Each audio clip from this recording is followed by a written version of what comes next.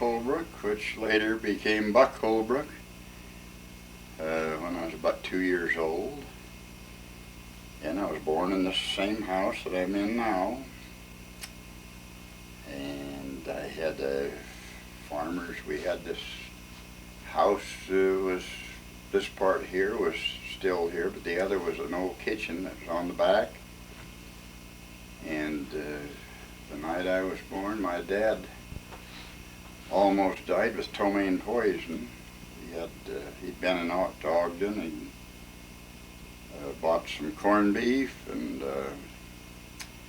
he put it in a well box over here by there's a little house that set over here that belonged to Jim Lee, and he put this corned beef in there, and he bought it in Ogden, and it spoiled. And Rilda Williams, Ted Williams' wife, lived in the little house at the time, and she came over to the well box and saw that corned beef, and she decided she'd like a little slice off from it, and neighbors, and so she went back and got her knife and whittled a little corned beef off of the thing and ate it. And she was sick, pretty sick, but she didn't have enough of it to hurt her. But my dad ate a lot of it, and he went out of his head. He was Aunt Esther Sessions come down and delivered me. She walked down from the old Sessions home through the field, and she took care of me. And A.Z. Tanner finally got out here with my dad, and he finally made it out of it. But anyhow, to put a little humor into the story, I guess maybe I'd ought to tell you that when he took a look at me, he said, my mother, he said, I think I better call the sheriff. And she said, what for? He said, I want to report an accident. So that's the way I started out. Kind of a tough going. It was tough going for me all the way along. But anyway, I kind of grew up here in Syracuse. I was just an ordinary kid. There was a bunch of us, and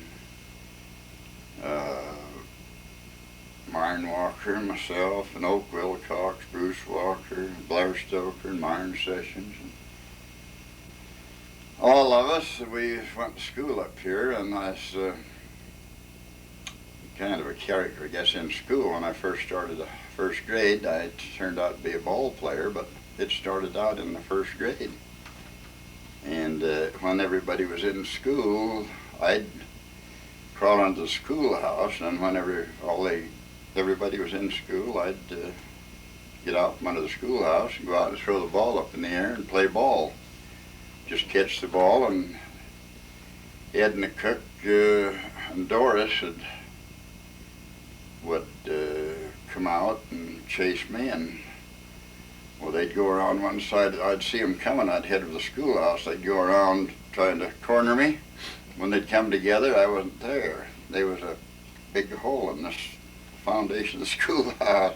I'd crawl into the schoolhouse. I'd get into the schoolhouse, but I became a pretty good ball. Well, I was kind of in school. I was kind of a character, I guess, in school, because I remember Elsie Hanson one time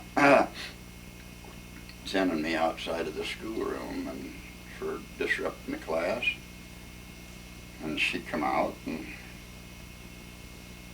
after I'd stood outside for about 10 minutes, she'd come out and started giving me a bad time, telling me what I'd. And anyway, while she was doing it, I can't remember what I said or what it was, but she held it back as long as she could, and she just spit right in my face. She busted out laughing, and you didn't know Elsie, but she had a grin about like Norm. She just couldn't hold it back. I started explaining to her, and she just blew, and she laughed, and she she'd turn her head and then she'd look back and laugh. But is that Evan Hanson's sister? Evan's sister. There was Elsie and Ida, but Elsie was she was a good school teacher. And was AR and his brother there at the time? Oh yeah, Art was the principal. They brought Art Anderson in here. It seems when they brought Art Anderson in here, they had a bunch of Rock Rampton on them, and the principal had been in there before, and they'd brought a George Rampton's bull and put it in the schoolhouse. And I guess the kid was just a raising Cain with the principal that was in there. So anyway, they brought Art Anderson in to kind of get control of the school. And about the time they brought him in, he started batting heads together. And I guess he pretty well got him settled back down when they brought Art in here. But OB come in right after that, and I remember OB because I think one of my ears is longer than the other one. He come down, I was reaching over talking to one of the girls. He come down, got a hold of my ear and pulled it out and turned me around. He was kind of a rough character, Owen. Nice, he was a pretty nice guy, but he was kind of a rough character. He didn't put up with any nonsense either. And I remember one time Arlo Nolder done something, and OB slapped him side of the head and sent him in the house, or sent him in the schoolhouse. And instead of going in the schoolhouse, Arlo jumped on his horse. He had a high-spirited horse. He jumped on his horse and took off to go out. They had a barn up in the other part of this, up next to the fence where the old schoolyard was. They had a barn up there where the horses were. And he come out, and OB tried to stop him, and Arlo ran right over him with the horse, knocked him down, and went on and up. And they lived up there by the Navy, just this side of the Navy base where old Leon Waite house used to be. And anyway, that was Bishop Nolder's boy. Bishop Frank Nolder's boy. Claude was the oldest one. But anyway, it was, we used to go out and play ganders, where you'd hit the ball and then run, and they'd grab the ball, and it was a soft ball, and they'd throw it at you, and if they hit you, you was out, and then you had somebody else went in. But anyhow, I remember OB they'd come out and play ball with us, Art and OB. They were really athletic people. And Blair Stoker, Art or Owen hit the ball and was running, and Blair had the ball, and he kept making a motion to throw the ball to Owen. But he could see Owen. There was a log about so big around a tree they cut down, and Owen was running right for that tree. And Blair was Owen had his head around it, turning over, waiting for Blair was going to throw it, and Blair ran him over that tree, and he went over it and fell and skinned his nose, and he had Blair in the schoolhouse there for a half hour trying to make him admit that he done it on purpose. And it was anyhow, Blair wouldn't do it. That was all. You remember Blair, don't you? Well, he hit me when I was 6 with an automobile. Oh, with an automobile? Yeah. He was coming to I guess I ran out in front of him, and he was stopped when he hit me, but I can just barely remember. Well, anyhow, we was kind of a bunch of tough kids. We'd get these kids, Japanese kids, to steal tobacco from their dads. They'd buy tobacco by the I'd buy a dozen cans of Prince Albert, a dozen cans of Bull Durham, or a dozen packets of Bull Durham. We'd give them a nickel and they'd bring tobacco to school for us. And I'd say that whole bunch, Myron and Oak and the whole bunch of us was messing around with it. But we got Art Anderson when I was in the 6th grade. They used to 7th and 8th had a ball team. But when I was in the 6th grade, but we developed into a pretty good ball player by then. And Art told me I could play on the ball team when I was a 6th grader. So I proceeded to play in baseball for the Syracuse school. And we'd go to Clinton, we'd go to South Weber, we'd ride horses. We'd go to West Point, Clinton, South Weber, and Syracuse.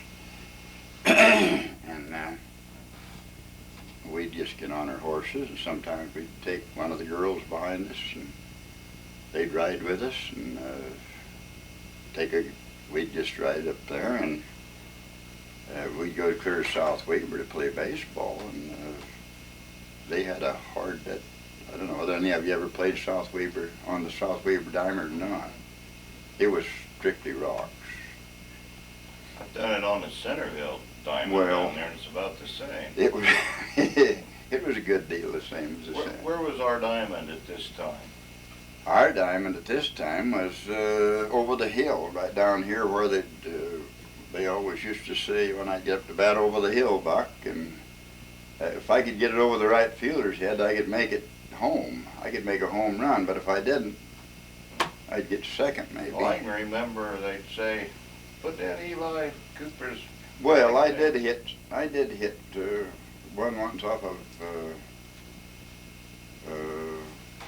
a Riverdale pitcher that lit in the, the wind was blowing though, and it lit in that pen. That's where he had his stallion. Mm-hmm. And that was straight away center field. And then the short field was Earl Dahl's. I must have been there that day because I got something in my mind. Well. Have you ever heard that probably the first ball diamond was 4 acres over on the Barnes property across from the school? No. The first ball diamond, I can remember when I started in there when when you give me this picture, you give me that picture? Well, I was 14 years old when I was playing in that. This would be the turn of the century. Orson Bybee was the first baseball manager that I was, when I first started, Orson Bybee was the manager. You know the first game that we got a record of? 1893.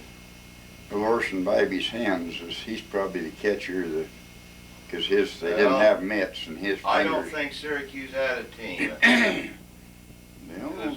They was between South Hooper, unless he was with South Hooper, and Kaysville. And South Hooper beat Kaysville 33-28. That was basketball. No, that's it. 1893. Oh. And they played it in Syracuse. And I was just wondering if you'd ever heard maybe where they. I haven't never. I can go back. Roy Briggs I played a little with Roy Briggs. Played quite a bit with Glenn. And I played a little with Roy. In fact, well, this is 25 years before. I know, but your day. Roy Briggs would be probably an 18 son or something. Roy was about old enough to play ball, I think. Yeah. But anyway, we used to have them 4 teams, and all the time I was going to school, we played baseball. Clinton and A.R. Anderson was in a fight every time, anywhere he went. O.H. Bybee was South Weber, and I remember they almost come to blows up there every time they played. Claire Whitesides, the old mailman, was principal of school at Clinton. And him and Art Anderson never got along. And when Art would play ball, he couldn't get along with anybody. But what position did he play, Buck? me? No, Art. Art? He didn't play ball. He didn't play. I don't know What whether position did you play? First base? I pitched and I played first base. I pitched in elementary school, but I didn't do too good a job. I never was a pitcher. They just thought that I hit Kelly Dreyer on the same ankle twice in one game. It didn't go over too good, but anyway, they decided I wasn't a pitcher, and I never tried to pitch till maybe Clayton was playing when I tried to pitch a time or two when we was getting beat bad. But I give that up. But I played outfield when Newell Gailey left on his mission. I took his place, Newell's place, and played. From then on, I played pretty well steady. Do you remember the era of Sog Miller and? Well, that's what this picture is. That is Sog Miller, and I even played with Seymour Miller, Dave Sog's brother. Yeah. Seymour was a good ball player too, and I played with Seymour, and I said Dave Walker, Dave Stubb Walker,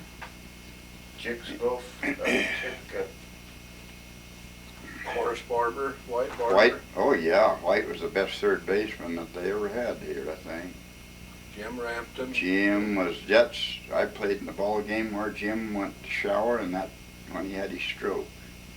I was in that ball game, and it was on a 4th of July, and it was hotter than old blue blazes, and we won the game, and we was all sweaty. And Jim said, "Let's go down in my basement and take a shower." And I said, "I think I'll go home. I believe I'll go home and just take a bath and come back." We was going to come back the 4th of July. And they went over there, and when I got back, they'd taken Jim to the doctor. They turned to cold water. He went and got under that cold water, turned that cold water on him, and he just froze. That's what made his health. He just went, he couldn't talk or Stroke. he just had a stroke, and I guess he was a good athlete. Jim Rampton was about as good an athlete, I think, as they had around Syracuse. He was fast, and he was a pretty husky guy, and he was a second baseman. I think when Fay Hansen left, and Fay was the second baseman when I started playing ball. Fay was the second baseman. Did my brother Bill play much? Not very much. Bill never got into much baseball. I don't know. I don't remember. Bill never played after. I don't think he ever played. He come down and practiced. He'd go playing to practice, but I don't think he ever played this that I can remember after he come off his mission. Like I can remember my father saying that they used to play. Well, your dad used to follow the ball team. That was when the Walkers was up there. Them two Walker boys played, and Clark's, and Clearfield had a good ball team. And once Clearfield and Syracuse got together, they put on quite a show.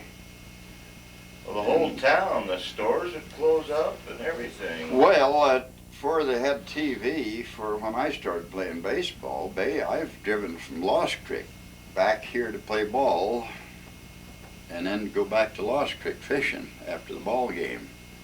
Gordon Hansen, I think, one time, with his wife cussing him, drove from Yellowstone Park, left in the morning to get back here to play baseball, and Darlene was cussing him all the way. Them Hanson boys, they took it pretty serious too, but Gene Tolman and them, they'd button up. Damn, you couldn't buy loaf of bread, or you couldn't get anything in the blacksmith shop. Or I remember one time coming back from Hooper, I think it was, and Victor Waite, and we was on our way back. There was a bunch of us riding together, and they got to betting which was the slowest, Victor or me. So when we get back to the Jim Rampton store, why, they let Vic and I out down by the corner, and we run back to the store. We raced back to the store in a dead heat. No winner. No winner. It was a dead heat. And then I remember one time I don't know what came up, but we was get to after a ball game, and we get up to Jim's store, and we get to betting on who could lift a sack of flour the most, put a sack of flour up the most time. And the one that lost, put it up the least, had to buy the drinks for the rest of them, which was a nickel a bottle for pop. But anyway, I put the sack of flour up more times than anybody else. I weighed about 210, 15 pounds, and I was pretty husky then, but I don't know how I put that sack of flour up, I think 15 times with one hand. And the thing of it was the size of the sack of flour. You try us at 50.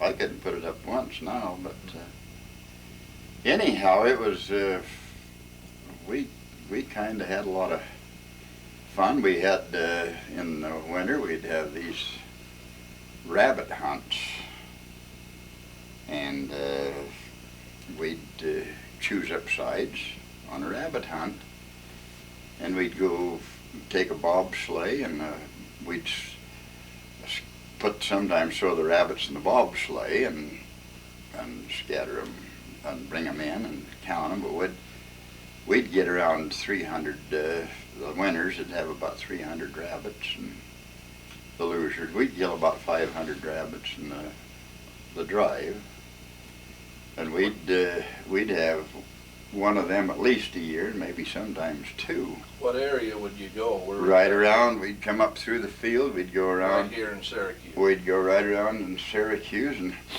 I remember one time that we was in a bobsleigh. Bernard Smedley was driving the horses, and him and Jerry Waite get into a fracas over something, and Bernard said, "Okay, then you drive the damn things," and he threw the lines, give the lines a throw. And Jerry had to walk out on the tongue of the bobsleigh. We was down there in the pasture somewhere, and them horses going as hard as they could run. And Bernard and Jerry had to, yeah, Bernard said, "You take it, you drive this damn things." And so anyhow, we'd have an oyster supper after we get through. The team that lost would have to furnish the oyster supper, and we'd go to somebody's place, and they'd have a oyster supper, and then after they got through, they'd play a game where you'd bend down and tighten your pants up. They'd ask questions. If you didn't answer them right, then you bent down and tightened your pants up, and then you had to guess who'd slapped you on the butt, see? And in Rampton, I think he could hit as hard as anybody. That I don't know why, but he wasn't that big, but he had a way of hitting. And I'll tell you, when you got through, you could sit down for a little while. He was numb. They thought that was fun. I don't know why there wasn't some blood clots, but it was that. Of course, that was during a depression too. See, that was during the 30s. But the rabbits was, we'd go clear up in Beaumont Cooks, through this field, and you'd kill rabbits all over the pastures, and there was rabbit tracks all over in the wintertime around here. And then I remember one time we had a pond up here, and Billy Wilcox was trapping, he caught a skunk up here in the pond with a skin in it, and it come alive. I still remember the look on his face. I can't remember what happened, but that skunk started moving when he was skinning it. And that reminds me of another, the Ellis boys, and we was up above Marks and in that sand, and we was drowning out skunks. And they had a boiler, and they was going back to the ditch, and they was getting water out of the ditch with the boiler and bringing it over, dumping it in the hole, and then they'd go back and get another. Well, they left me to guard the hole. I had a hammer handle about that long, and I was just sitting there twiddling my thumbs, and I heard something cough, and I looked down, and there's that great big skunk sitting side of me. But I just reached over and popped it on the head with that hammer handle. And when they come back with the water, they looked, and they dropped the water and said, "What'd you do?" And I said, "I killed a skunk." And they said, "You won't be able to get in the house for a month. You've been plastered." And I said, "Well, I don't know." And anyway, we quit drowning. I didn't get it. I guess that just killed it so quick that. Didn't get you. No, but it stopped us drowning. They used to trap them, skunks, and they used to drag them over and put them in a ditch and hold them down under the water, and they'd skin them. They skin them, and the hide was worth about $3.50 or $4 a hide. Now they're not worth skinning. I remember when Rodney Eames and Oak used to Oh, do it. They'd back their car up and put the exhaust down it, and then take them out and find out where Yeah, they could do that. And Oak and them trapped rats. They trapped a lot of them. Yeah. Him and Rodney trapped. I trapped rats when I was young. You had a boy that loved that. Well, I had two of them. I had Brent that worked down the Smedleys probably before you was down there. But anyway, he got covered up a time or two in trenches with Smedleys. But anyway, he went. Dale didn't work one. It was in the winter and storming, and he went down the fields down here and on the lake and them muskrat houses, and he'd tromp on them houses and get the rats out, and then he'd reach down and grab them in bare hand and kill them. And he caught 34 rats just with his hands. They'd come out and he'd grab them right behind the shoulders and hold it'd stop them or shut their wind off, see, and they couldn't bite him or they couldn't, but nobody but a fool would try to do that. He was quite the character. Huh? Brent, he was quite the hunter, I remember. He was a hunter, and he was. I've got something in the back of my mind how he got away from a game warden one time. Well, I can tell you, Leo Cox told me. He said he was down on the bottoms down here, sitting in his car, and Brent was down in the pastures about, I don't know, a quarter of a mile down there, and he knew Leo was watching him. So anyway, he made out like he was hiding something, and then he got down, and then he took off running off through the field up towards Layton. And of course Leo, he piled out of his truck and took after him. He chased him down and chased him across the pastures there to a fence line, and Leo was a pretty big man too, and so he chased Brent, and Brent come up to the road, and when he got up there, he sat down on a old tie that was there, and Leo come panting up and says, "Okay, Sonny," he says, "I want to go back." Brent said, "I haven't done nothing." He says, "Come on, let's go back where you was there and find what you ditched." He says, "I never ditched anything. I was come on, he says, let's go back where you was. And so reluctantly they went back and went down where Brent was, and there was nothing there. And Leo said, okay. He said, you ditched something? Brent said, no, I didn't. I never ditched anything. And he says, well, what'd you start running for? He said, oh, sometimes I feel like running. And he says, I just thought, well, I'll get a little exercise before I go home. So he said, and Leo told me this, he said, I never felt any more like grabbing him and slapping him around. He said, I could have killed that kid. He says, he said he hadn't, he knew I was watching him, and he said he just done that on purpose. And so that was the thought you was, Probably. yeah. But I remember one time hunting ducks night shooting. It was illegal. Well, I remember those days. Night shooting, and of course they was I could hit them at night. I couldn't during the day. Mark Beezer and Sog Miller, and I don't know, there was a whole bunch of us. There was the Ellis boys and me, and When you say Ellis, is that Luth? that's loose kids. Bert and Bill, and well, Bert and Bill was the two main ones. LeVar was a little younger. LeVar was my brother's age, but Now, anyway. you're related to those three. Oh, Your yeah. mother, aren't you? She was their dad was my mother's brother. The Ellises, my mother was an Yeah. Ellis. Yeah. And anyhow, we went down here below the old red brick house where Lawrence Corbett used to own it, and Ole Sessions owned it at one time, straight down here where Lloyd Cook is. But anyway, we get down in there, we was a shooting, and all of a sudden we heard this noise running. So we took off, and down we got out of there, you know, and we run and through mud and stuff, and got down and we finally found out it was Mark Beezer and Sog Miller and them having some fun, and so they went down and they started shooting.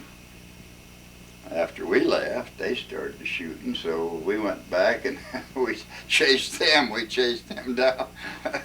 So, and it was kind of a fun deal, but I remember down here below the bluff one night, I was a night shooting, and I heard this horse coming up through the pasture just as hard as it could run. And I jumped up, and I was out there about, I don't know, 300 yards, and I run, and that horse was getting closer, and I dove under the fence and into a ditch of water about so deep, and I got down in there, and I was all wet, and that horse come up to the fence and whinnied a couple of times and turned around and went back. And I could have shot that horse. I thought sure somebody had me. And I used to hunt ducks a lot. And I remember after Mark Beezer owned the place over here, and I used to work for Mark when he lived over here. And this used to be just a big orchard, just a big, mostly dead trees.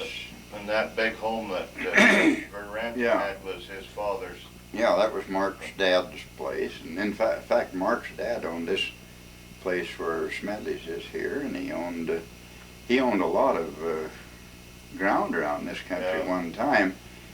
The old man he bought every kind of stock there was. Somebody come in here and sold him some banana stock, and he just twiddled away all of his property, you know. But Mark had this place over here, but I'd work for him, and I'd go up to see when I was supposed to go to work, and it'd be about 10 o'clock in the morning, and Minnie'd say, well, Mark isn't awake yet, and can you come back in an hour? And so I'd go back, and Mark had slept that place away. Mark wasn't a very ambitious guy when he lived up here, and he was a nice guy. In fact, Mark, my Uncle Bill and Roy Briggs and them was the first guys that took you fishing.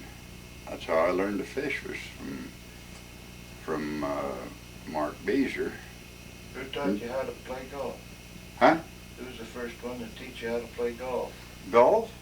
Lanny and, Lanny and my brother Sherm took me over there, and I just was going over and sit around and You watch him. And you my picked- brother brought his wife's clubs. You picked that up after you quit baseball, then? Well, I picked that up when I was about 55 years old. I played ball. I was 51. The last ball game I played, I was managing the ball team, and Lanny was playing. George Fisher, I think, was pitched a little bit then. But I didn't take golf up till just late.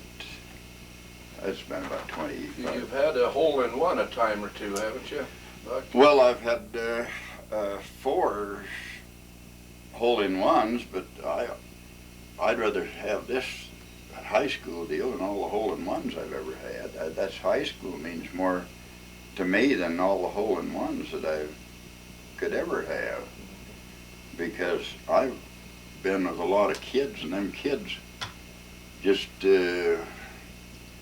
act like they idolize you. They want to go play with you, you know. They want to go out and What years did you teach them in high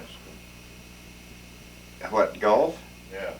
Well, I've been with John for the last 16 years, and I just showing them the letterhead now. I'm on the letterhead as an assistant coach at going on 79 years old. So I think I'm the oldest assistant coach in the state of Utah. I'm not sure. John, I can't see from here. John Dawson. John Dawson. And, Yeah, I used to play ball with him. John, and he knocked the tossle off of my cap pitching. He was he's a left-handed pitcher, but he's been so darn good to me. And all them coaches at Davis High School. I went over there the other night when Clearfield and Davis played, and Jerry Purdy went and got me a chair, and I sit right on the coach's, right at the office there, right under the basket.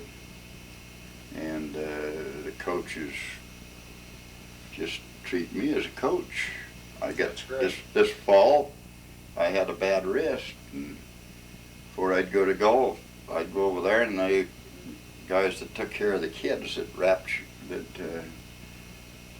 took care of their injuries, he'd wrap my wrist up and fix it all up for me, and I just and they give me stuff. They give me a shirt every year and a cap every year, and I go play with the coaches all over the state of Utah. In fact, I get a lot of good friend coaches in Salt Lake and Ogden, and golf's been really a godsend to me since my wife passed away. I started before she passed away, but I didn't only play. I never played Saturday or Sunday because she was home, and I played Bill Howard. I go out with him, and they done a feature. I got the tape. I'm going to have it made into a video. I got about a 3-minute tape that they done on Channel 2 back about 6-7 years ago. And they come out and made the whole, spent about 4 hours out there with me on hitting right-handed, left-handed. I'd had a hole-in-one right-handed. I started out right-handed, and I got a hole-in-one, and then I've had 3 left-handed. So I've had my share of that piece there that the Clearfield deal put out. They spent, them guys come out, and they spend about 2 hours out there making that thing, and they give me all them pictures there. They give them to me all blew up in nice big pictures, and I've had this oil outfit. These tournaments I've got on the wall there, it cost $200 to get into that tournament. It was a big one. They come from all over the United States to play golf. And they'd pay my way into it. They'd give me an honorary, and you notice there's 5 there, and there's only 4. They'd put me in a 5-some, and I'd get anything I won, I got. Sometimes I'd win $300 or $400, and they'd let me have anything I won. And they just treated me so good. And I went up to Evanston and played in a tournament up there that the University of Wyoming put on, a fundraiser. And they just treated me so good, them Wyoming people even. They give me a cap, a Wyoming cap, and baseball helmets to put on it, and they didn't show much respect. At every they'd sing a song, "Don't Send My Boy to Utah." They're still saying. they sang that all the time, but it's been this golfing deal. I tell you, it won't hurt you a bit. I don't know what I'd do if it wasn't for the people that I go to Morgan and play up in Morgan with them. The mink ranchers has me up there, and I play in the. I belong to the men's association up in Morgan, and I'd have been up there today if it hadn't been for the winds. Every Thursday I usually go up and have dinner up to George's relatives up there, Larry. Them old boys come in there to have coffee. Some of them's as old as I am, some of them's younger, but there are some of them I played baseball with, and I go up there and they treat me just like I was in fact, they want to know why I don't move up there. But your roots are in Syracuse, Buck. Well, Syracuse has been awful good. Buck, how many brothers and sisters did you have? I got one brother, which just got out of the hospital. Sherm, maybe you knew Sherm. Oh, sure. He just got out of the hospital. He should have went about 6 months ago, and he didn't. And he's had to stay about 12 days, and he's, I think, going to get along all right. But then I got Elma and Alice and Nora. Nora lives in Bountiful, and Sherm lives in Bountiful. And my mother's was like Les Ellis was my mother's brother, and Luth, and then there was a brother in Bountiful, Dolphin. They were trappers. That's where my kids get it. Besides the Burtons, my wife's brothers was all. Where did the sheriff come in and down at Bountiful? Wasn't there a? Well, Bert Holbrook's the sheriff in Morgan. Yeah, maybe that's it. His Well, dad, Joe, was. My dad was Davis sheriff County. from. Davis County. My dad started the sheriff's posse here in Davis County. My dad was sheriff for 16 years, from 30 to 46, and he was considered probably one of the best sheriffs in the state of Utah. In fact, I went down with him to bring a guy back from California. I was a deputy sheriff for several years. I took people to the mental hospital. I took people to the state penitentiary, and I helped with traffic on the highway up here. And my dad would come and knock on the window and say, "I need some help," and my wife would say, "I hope you never get into your head to run for sheriff." And we'd go up to these labor camps where they had was fighting, and right up here one night, right up here across from the schoolhouse, some Filipinos got into it, and one of them cut the other one right through the spine, and you could hold him straight up, and his head would touch his feet, or heels. That was right up here. That was a squabble with a bunch of beet thinners. But they used to have a lot of that around here. They had these labor camps, see? And then my dad had charge of 2 executions. And I was on 2 firing squads. It was Delbert Green and a fellow by the name of Deering that my dad had already done one execution. And so the sheriff in Salt Lake had this one, and he got my dad to do it because my dad had been through it. And he used the same group, and you know. Wasn't Bacon Florence involved in some of it? No, Bacon was, anyhow, when a dad, he wanted somebody that he figured could go there and shoot and not miss. And when he come to me, it ain't very often a dad had come to his kid and want some help.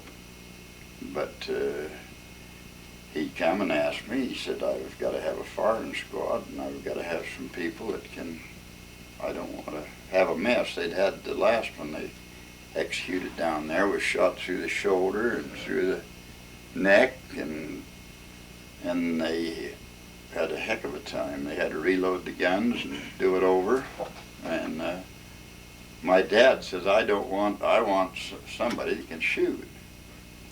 Well, when you go to a firing squad, you get, the guy is from here to that window from you. They pin a heart over the heart, just the size of the heart. There's 4 guns that's loaded and 1 that isn't.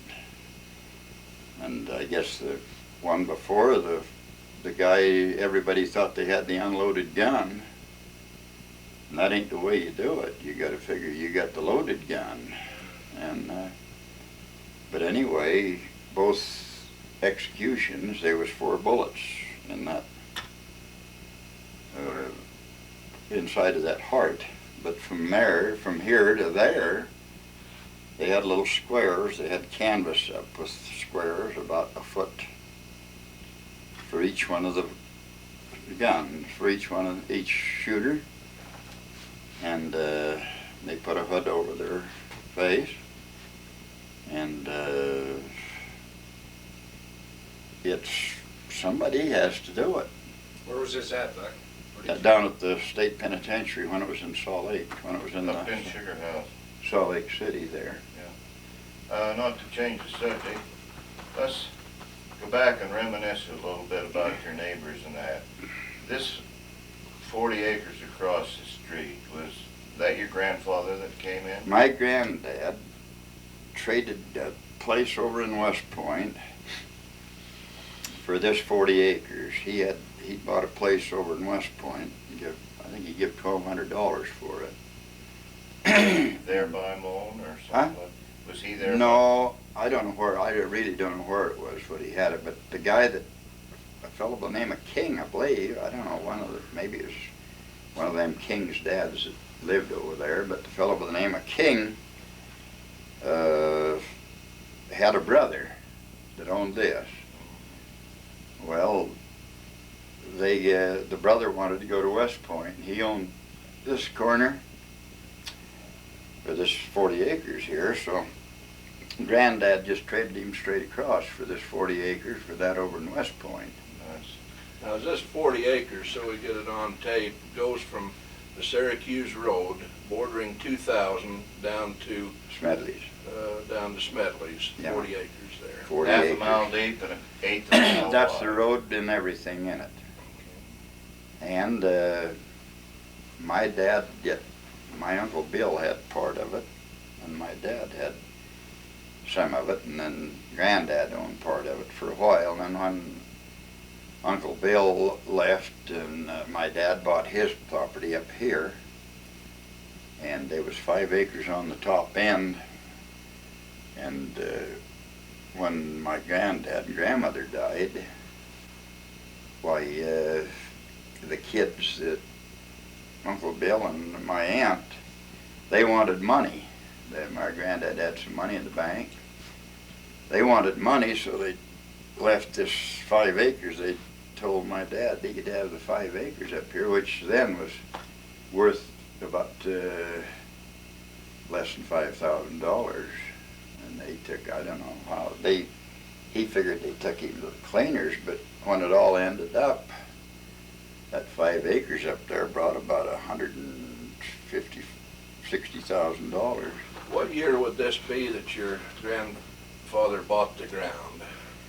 About in the 1900, somewhere. Now, in 1909, let me see, 1903, Bountiful Building and Lumber built a lumber yard up here on the corner, across from Hamlin. Well, that Area. That'd be on used your to be. You property. used to be able to dig dimes and nickels and stuff out of that.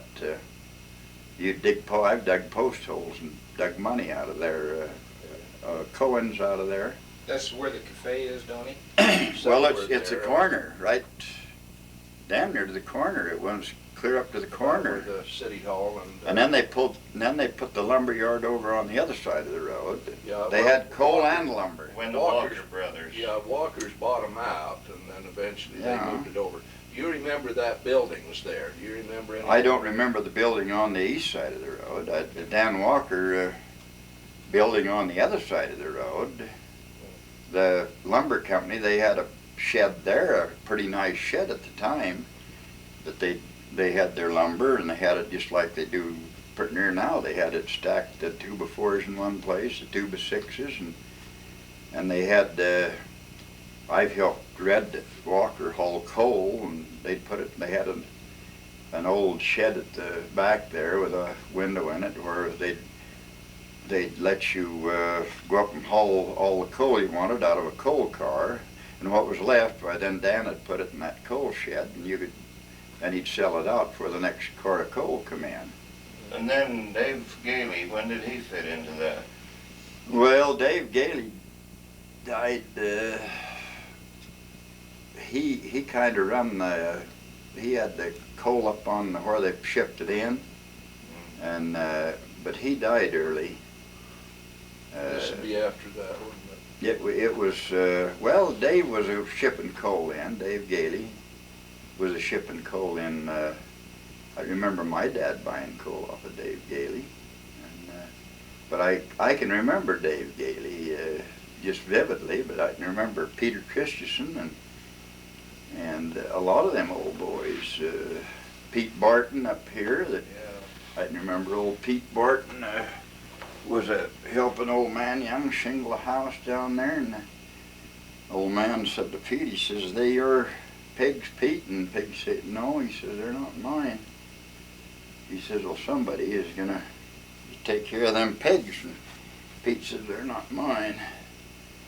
And the old man got off the house, went in and got a gun and shot 2 of them, and Pete said, "Don't shoot any more. I'll get them, I'll take care of them." And I can remember that. They were his. Oh It was yeah, called they law and order. don't shoot. But Lee Young, see, lived down. Tell us a little bit about Lee Young. Well, Lee and the old man. The old man used to. That was an orchard. See, clear up from. Now this is the home where young Clarence Smedley used to live. No. What?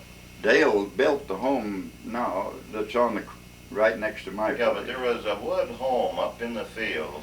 No, that was a Jap house where Wayne lived, but he didn't. That was nothing to do with Lee Young. Well, Lee Young owned that. Lee had Clarence Smedley will eventually he buy the yeah. Young property. But they had a big warehouse. Lee had a great big warehouse there, about like Seymour Miller had one, about the same thing. It was all of this country was fruit, apple orchards. At one time, there was It's hard nothing for me but. to believe. Do you know that? Oh hell, you could ride up and down this street here, and there was nothing but big poplar trees, just all up and down there in front of Smedley's. And down Eli Rentmasters and Clyde Hanson's and H.P. Hanson's, down through the field, that was just poplar trees all over. This country was full of trees, but the orchard, this was full of orchards. It was fruit, apples, and they didn't have no water here for a long time. Apples and what, Mac? Well, they had apples and pears and plums, and they didn't have any peaches or cherries around here, I don't think, but Mostly maybe apples. mostly apples. My dad had a acre orchard there. Well, all of this country, I can remember when this where Don Sanders lives down here, from about quite a ways was just nothing but orchard in there. I can remember my dad bringing quail in, and in the winter that was almost froze, and putting them in the oven and heating them up. And there was quail all over out here, and there was all kind of birds. These big trees used to be so full of blackbirds when a storm would get ready to come in. You'd see these blackbirds, and a tree would just be swarmed. In fact, one time I was out, and I was a kid about 12 years old. I had a shotgun, and a bunch of blackbirds lit in a tree, and they was just so thick that you could. But I went out and I shot this shotgun, and when I got through picking birds up, I had 30 blackbirds that I'd killed. And I come in and told my mother, I'd heard about blackbirds in the pie. And I come in and asked, and said to Mother, I said, I've killed some blackbirds out here. Will you make a pie out of them? And she said, yeah, I'll make a pie if you want to just peel them and just cut the meat off the breast. Just tear them and cut the meat off the breast. And that was the best darn pie I believe I ever ate. She cooked it Yeah, for you? she did. She made a blackbird. When you hear that blackbird pie, that was good now. That was good. My mother was a good cook, and she was raised, with a bunch of brothers that shot all kinds of game. In fact, when I first started shooting ducks, 25 ducks was the limit. And I'd carry 25 ducks. I'd leave here walking and walk down to the lake and shoot ducks during the day. And I'd have my coat and get ducks over my gun barrel. I'd come up here and pick ducks for 3 or 4 hours. And I had an old house across the street, and in the winter, and I'd hang ducks up there, I'd draw them and pick them and hang them up with the necks over there, and then my mother'd cut them off and cook them, maybe 2 or 3 patches a week. And 25 ducks from the lake up here was no snap to carry. Pretty heavy. You bet. And I don't know, this was the best duck shooting in the country. Mike, did you ever spend much time around Morris Pond down there in your earlier years? No, I didn't. Not much time. They used to, when I was hunting, a bunch of guys from Ogden come out and kind of tied that up, Miller's Pond, and then I these, remember that. and these, Ice skate down there though? oh well, I've ice skated Years ago? I've ice skated from Georgia Ramp, from the corner down here to the lake on that slough. It'd be froze over. Winters it'd be froze over. I've ice skated, and we used to go down there and ice skate and skate along the edge of the lake. That was fresh water. And play hockey and make hockey sticks and hockey pucks and stuff. And we'd go down there and skate all day, and a bunch of us. And we also would go down there in the summer and round up wild horses in the pasture down there. Nobody owned them. And then we'd round them up and bring them up and try to ride them. They were mean little islanders. What they call island horses. You could ride a horse clear across the whole past, clear to Layton. You could go across.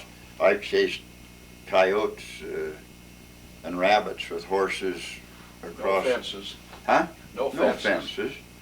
No, there was no fences. And Mark Beezer shot a coyote one time. That's when he lived over here. There was a coyote up here, and we had a pig wire fence, combination fence, up from our place up, and it was a pretty good fence then. But anyway, we spotted this coyote up here and on the ditch, and Mark got on his horse with his 16 gauge shotgun and went up there. I can remember he went up there as hard as that horse could run, and they started after that coyote. And the coyote was up against, there was a ditch there, and he couldn't jump the fence and the ditch together. And Mark was shooting at it, and he hit it, and it went down. It got in the ditch and went down, and and got under the bank, and it was frothing at the mouth. And I remember going up there and finding it. Mark was still on the horse there, and he knew he'd hit it. And I said, here it is under the bank, and he shot it. But I walked home from the shows at night with my dad. My dad used to take care of the shows, and you could hear coyotes yelping. I think Mark Beezer's father, William, received the first bounty for a coyote they had. Yeah. He and who else? Well, I got some bounty at one time. Me and the Ellis boys got some bounty, but I kept a coyote. We dug 7 of them out down by where Bruce Barber's place is down there. We dug 7 of them out, and that old mother coyote we didn't have a gun or anything, we just had clubs. We dug 7 of those little coyotes out. And didn't the Ellis, huh? didn't one of the Ellis boys have it on a chain? This was later. Burnell had one later, but I was going to tell you, we dug these out. And I kept one of them. We all kept one of them, but mine lived and theirs died. But we got $7 a piece bounty. Is that right? But I kept this one, and it got mean. It kept biting my hand. I'd try to feed it, and it kept biting me. And so Charlie Barber down here, that's Carl's dad, he had a bunch of rabbits, chinchilla rabbits. So he wanted that coyote, and so he said he'd give me 2 chinchilla rabbits for the coyote, and so I took him up on it. And I took the coyote down and got the rabbits. Good thing you got him before, because the coyote would eat all the others. Well, he took the coyote down there, and it kept biting him, so he traded it to a guy in Hooper for a chow dog. And the last time I knew, the thing was on a chain over in Hooper. But you're talking about the one Burnell Ellis had. He'd go out with these. He played a clarinet, and he'd go out there with that clarinet and blow it, and that's high note. And that coyote would just go nuts, that coyote. And I remember Aunt Layla would come out, and she'd say, if you don't quit messing with that coyote, I'll take that flute and I'll hit it over your head. And Burnell would just kind of laugh, but that coyote would go nuts when he'd get that high pitch. Yeah. Buck, I've got one question I'd like to ask you on your dad before I forget about it. In 1909, he was the president of the Syracuse Brass Band.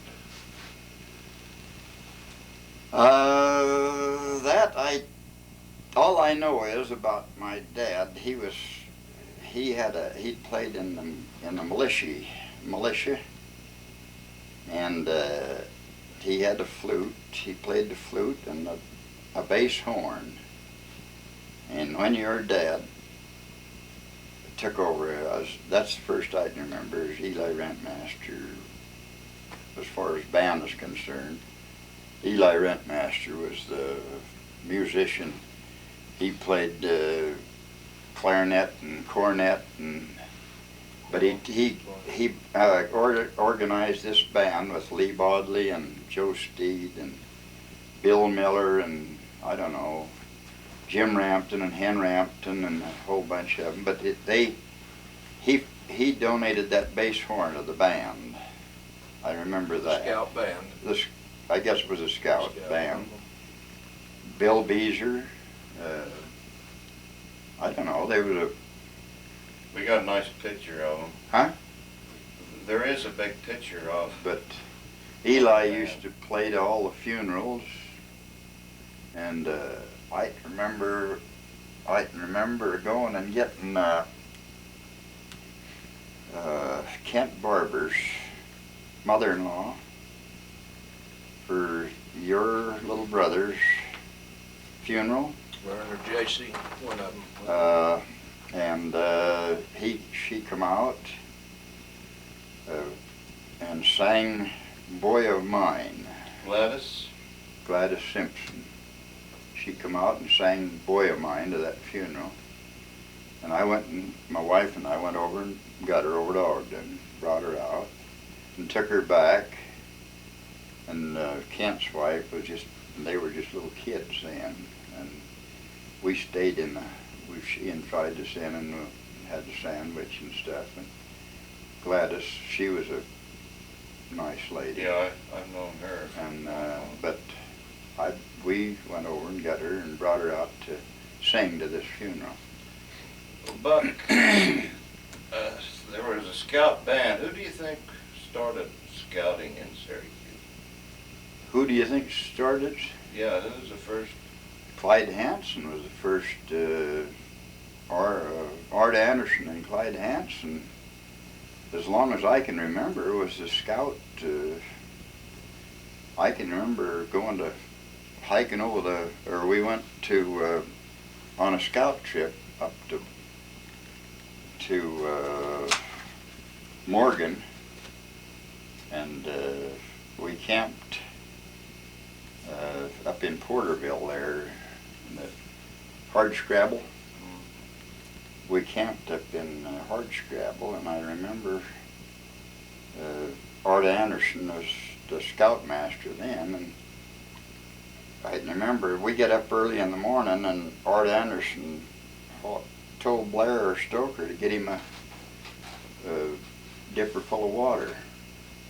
Art was still in bed, and so he told Blair, he said, bring me a dipper of water from the creek. So Blair had come in and get him a dipper of water, and just as Art went to reach it, Blair threw it, and he's right all over him.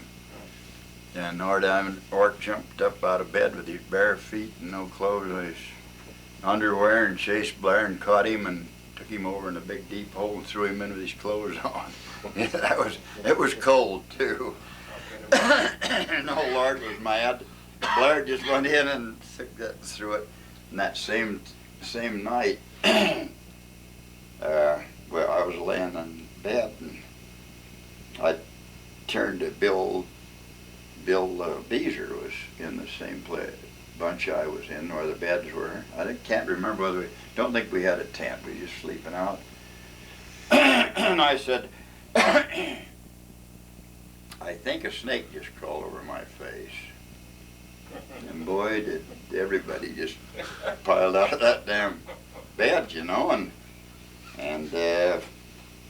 we got up and got flashlights and looked and everything, and they was milled around. Finally, we went back to bed, and the next morning when we get up to move, I moved my pillow, and there was that glass snake about that long curled up under my pillow.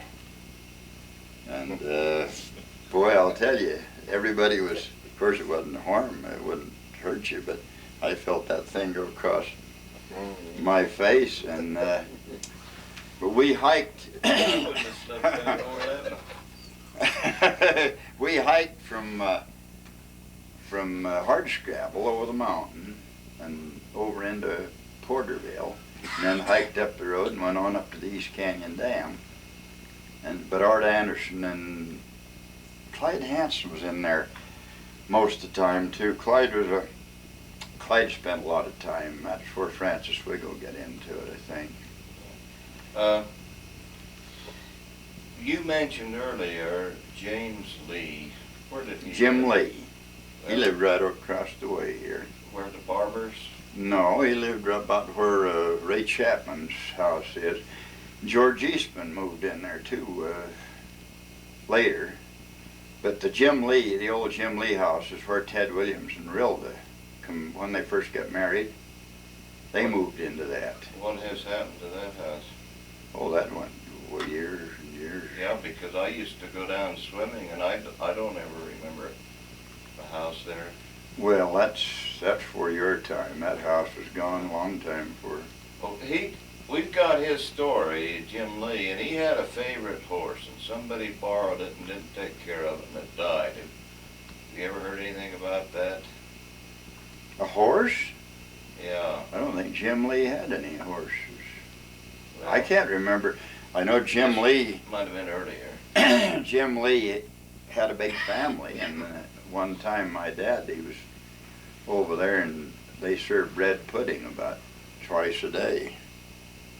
And they just made bread pudding, and my dad was over there, and he said, Jim, he said, how in the world do you get your family to eat bread pudding like you every day and twice a day? And old Jim Lee looked at him and he said, listen, hunger is a good appetizer. And if they get hungry, they'll eat bread pudding, and that's, and they eat bread pudding. But Jim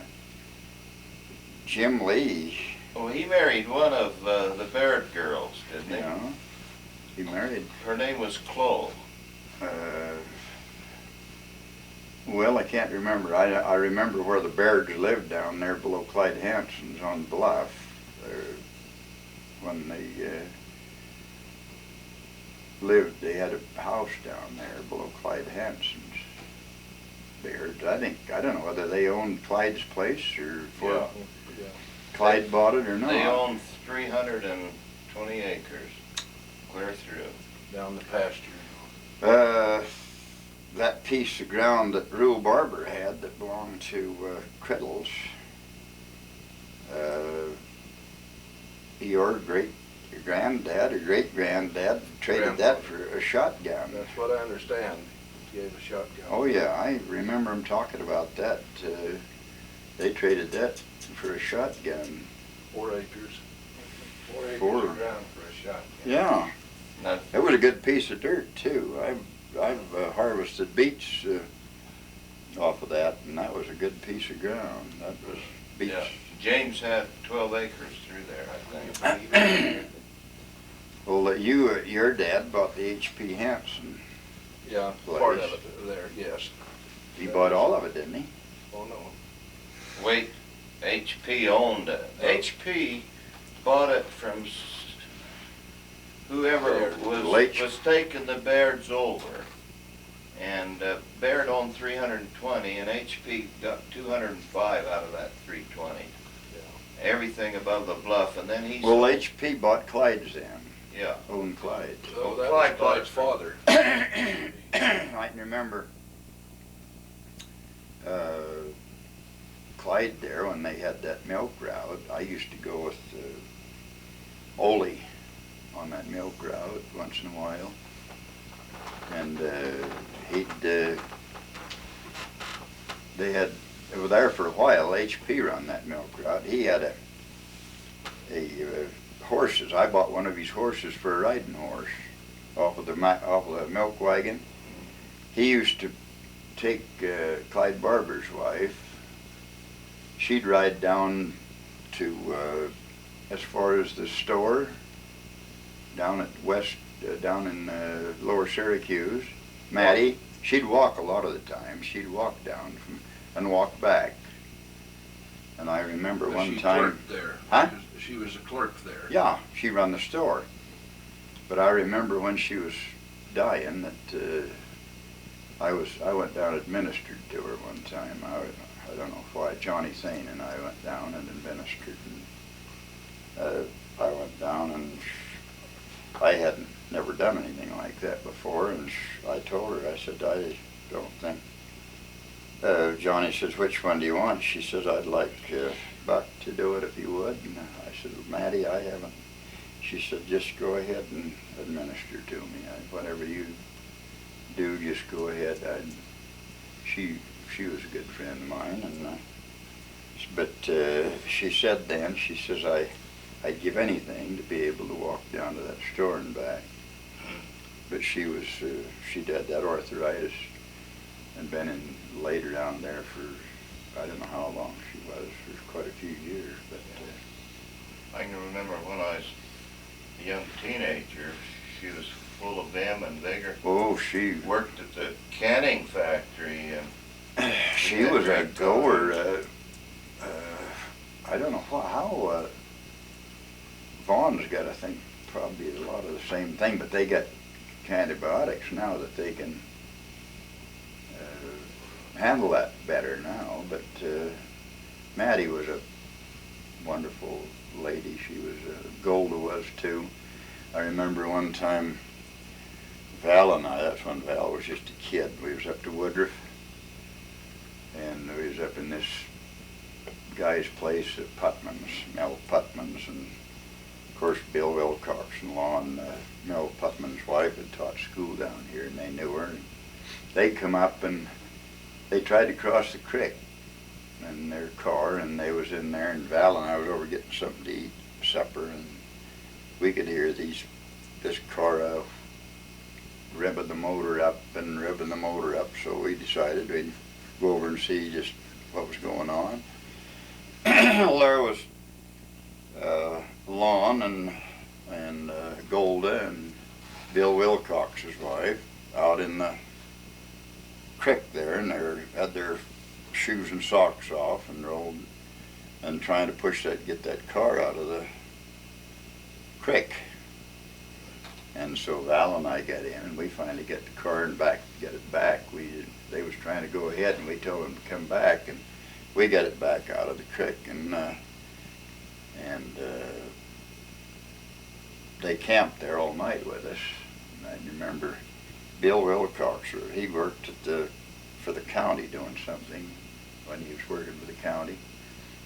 And anyway, we visited with him, and then the next morning I went over there, and he was trying to shave in cold water. He'd been used to shaving every day with one of these razors, and he was just shaving with cold water, and the tears would run down his cheeks, you know. It was, and I said, "You don't shave when you're in mountains, Bill?" And he said, "I do." He said, "I've shaved every morning I told me how many years." And but anyway, they couldn't catch any fish, and Val went out, and he brought them in a bunch of fish, and they couldn't figure out how in the world he caught those fish. But Woodruff Creek was a fish hatchery then. You could just go up there and catch all the fish you wanted. But it's, I don't know. It's been a heck of a nice life, I know. I'd hate to change it and start now and live over. I've had a ball all my life. From the time I grew up, I've been able to do things that these young kids now. I could go up in the mountains on any of those, up through Weber Canyon, and drive down in them places, and people would come down and visit with you and just tickled to death to see you. And now they shoot you if you open a gate and go in there. And all this country down here, as I said, all this country was wide open. Rabbits, you could just, in the winter, that used to be a ball. We were down there on horses, and I've piled rabbits up down here where these houses are. I've piled as high as 50 rabbits. The snow would get about that deep and they couldn't run. We just go along and with a club and hit them with a club and kill them, and then take them up and put them by a gate there. We had rabbits piled up. The last rabbit, and I'll tell you this, the last rabbit hunt I was on, I had a old Chevrolet truck, flatbed truck, and Wayne Burton, we went on a rabbit hunt, and Wayne said if you get a good looking rabbit, he was doing taxidermy work. He said if you get a good rabbit, I'd like a real good one. So anyway, we come up, and I had probably 100 rabbits on that truck, and I had a bunch of guys with me, and we just backed up to Wayne's lawn and dumped them, all them rabbits on the front lawn. Oh boy, I love you. You don't think she can't get mad? She called me up on the telephone, and I said, well, Wayne wanted a rabbit, and I couldn't figure out one. And I said, we figured if he could. No, she just went after me, boy. That was a damn dirty trick. And I said, well, I know, but he. Uncle Buck, you done that on purpose. I said, I just want him to have a rabbit. To have his choice. But that was the last rabbit hunt. Now there isn't a rabbit track. I'll bet you there isn't a rabbit in the whole bottoms. I don't think there's a rabbit in the whole bottoms. But it was, all my kids grew up and they could go down and shoot. And they could go down and they spent half of their, I'm surprised that Brent went to California, or quit because he lived in the pastures. Him and Val, they just lived in the, when they went in the service, he got a couple of young crows, and they had an old car, they'd cut it off, just cut the top off from it, and Brandon had them crows, and they'd just light on him, but he'd go up to the ballpark, park that truck with them crows on the back of that car. He'd go practice baseball when he was a kid, and them crows would be on the back. He'd come down the road, and them crows are sitting on the back of that car going, caw, caw. And the neighbors here, them crows at about 4 o'clock in the morning they'd go over and light on their house and start to squawking. And we get some bad publicity on them crows. But finally, when he went in the service, and they just went somewhere. I don't know where they went, but they left when he left, and he wasn't back. I tried to get close to him a time or two, and I couldn't get anywhere near him, but he could. He had them things so that he could just talk to them, and they'd just follow him all over. They'd light on that car, and but Buck, you had a great life, and we appreciate. Well, it's taken a lot of guys like you guys that I've had. I look back, and I see George. Of course, George was raised up. I knew George's dad and I was good buddies and all our lives. But I've had Don here and you and all of these Sheldon Childs and all of the bishops and all of them that I've had a hand. I look back and I touched a lot of good kids that grew up to be darn good citizens, and they're still Ron Hamlin down there. So he come up here and put this. Him and Lanny put my place went. My water system had been in for 60 years, I guess. Well, they come in and they changed that while I was golfing, and all they charged me for was the copper they put in. And kids like that, I look back and I had a hand in a lot of kids, and the whole bunch of them's all been part of my life, and they've all turned out good, all good friends. And, I can't look back and see any place where I've stumbled. I know I haven't lived a perfect life, but it's almost. That's good. We appreciate your time. I haven't.